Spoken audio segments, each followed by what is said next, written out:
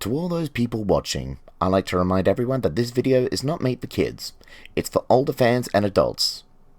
Enjoy the fucking video! After Doug left to run his branch line, Donald and Douglas took turns shunting at the big station. The trucks and coaches gave them no trouble, and the yard was kept shipshape.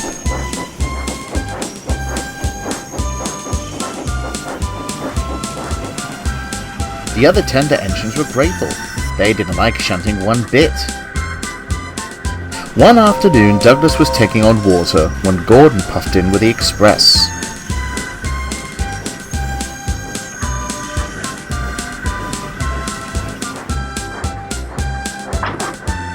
Douglas took the coaches to the carriage shed. As he did, a thought struck him.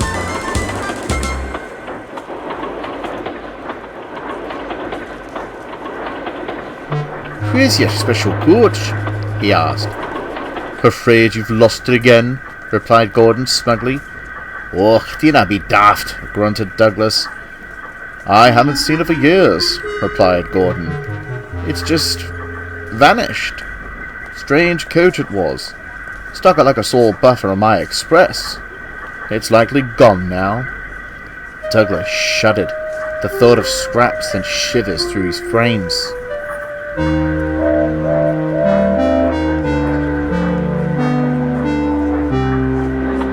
That evening, Douglas was shunting after the last train had gone. Mist hung low over the rails, and save for the occasional owl, all was quiet. Douglas was still pondering the special coach's disappearance.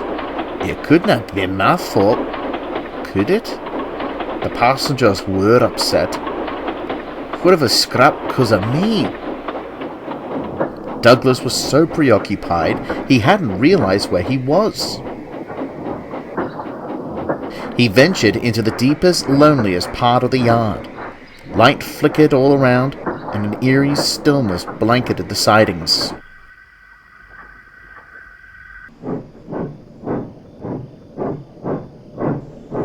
He was just leaving the trucks when...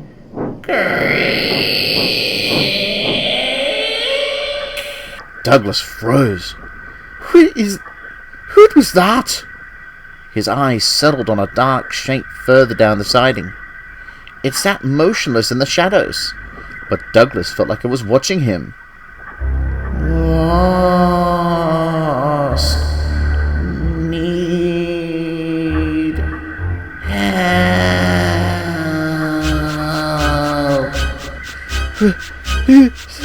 There," shivered Douglas. The floodlights flickered. Now Douglas recognized the shape as a coach. Its weary eyes seemed to be glaring at him. "Oh, Jings!" he cried and raced back to the sheds.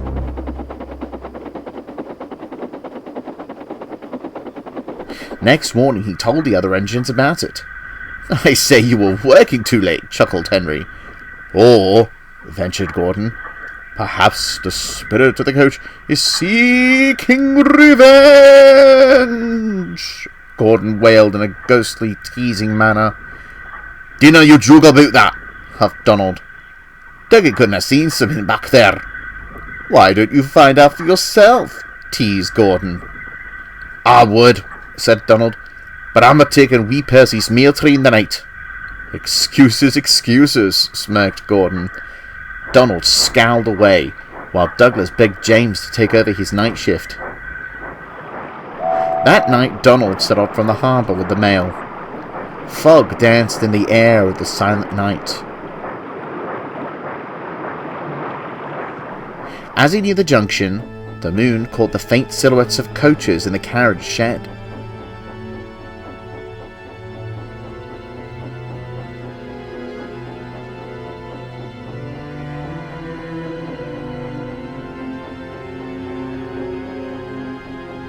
Donald shivered as he turned up the branch line.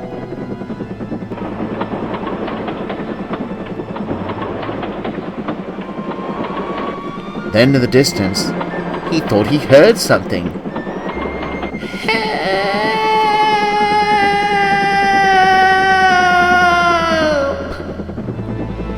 Just the wind, he thought dismissively.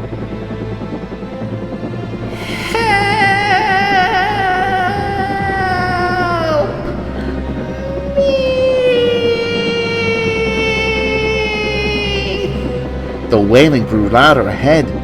There was a flicker of red, and a rather coach-like shape looming in the fog.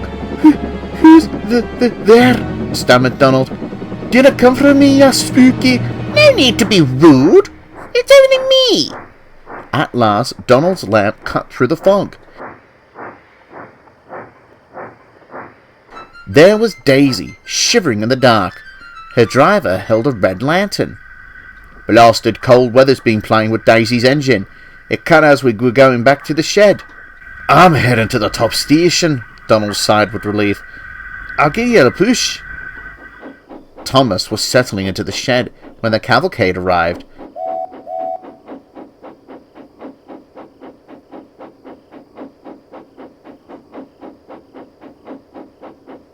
A rail car and mail cars? My, Donald, that's quite the train.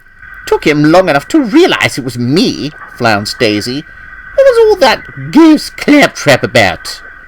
Donald explained his twins' encounter. Take my advice, chuckled Thomas. When you want proper gossip, don't listen to Gordon. He may pull the express, but he's barely so much as looked in the carriage yard. Let me tell you what happened. The next morning, Donald led Douglas back to the deepest part of the yard. I didn't like this, Donald, whimpered Douglas. I'll tell you what I saw. Oh, quit your brothering and come on, would ye? You'll see.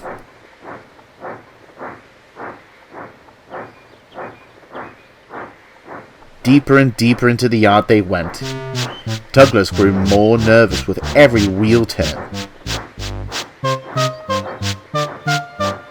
Suddenly, there it is! He cried. Sat back at the end of the sidings was the special coach. It hadn't heard the twins arrive and was still asleep. Help! Lost! Forgot me! Look at that! Chuckled Douglas. She's sleep-talking! So that's what I heard. With a startled noise, the coach woke. Oh! Good morning. Forgive me, but I don't usually have visitors. I thought I'd been forgotten. What are you doing here? The passengers complained I wasn't as comfortable as the other coaches, she harumphed, and all those express runs wore me down. I was put aside for maintenance, but just kept getting pushed further and further into the yard, and now here I am. She sighed and looked at her buffers. How I love to be useful again. I may have forgotten you once, chuckled Douglas, but Donald and I will make sure it doesn't happen again. And I know how we can get back at Gordon, smirked Donald. Some nights later, Gordon arrived at the workstation with his evening express.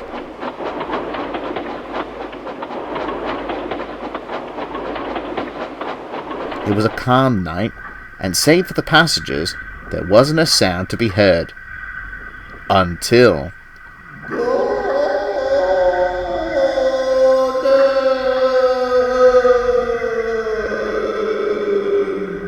Everyone froze. Gordon's eyes widened.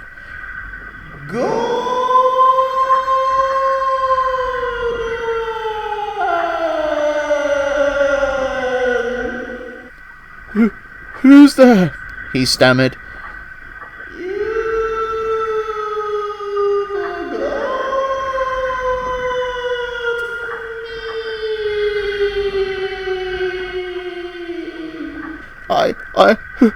Who are you? I'll make sure you never forget again. To Gordon's horror, an old coach rolled out of the work shed. Then came a whistle right beside him. Boo! Gordon wheeshed and jumped. Oh, heavens! Help! He cried, closing his eyes. So did me. Gordon opened his eyes and found Donald next to him, while Douglas crept out of the work shed with the coach. The passengers, the crew, and the twins erupted with laughter. Gordon blushed. When the fat controller heard he had a good laugh too, and ordered the coach's immediate restoration. She now helps the twins take passengers down Duck's branch line. They call her Isla. She loves her new name, and that she's a special coach once more. She likes a bit of fun too, and never misses a chance to eerily when the express passes. Gordon doesn't answer. He now finds the subject of ghosts quite undignified.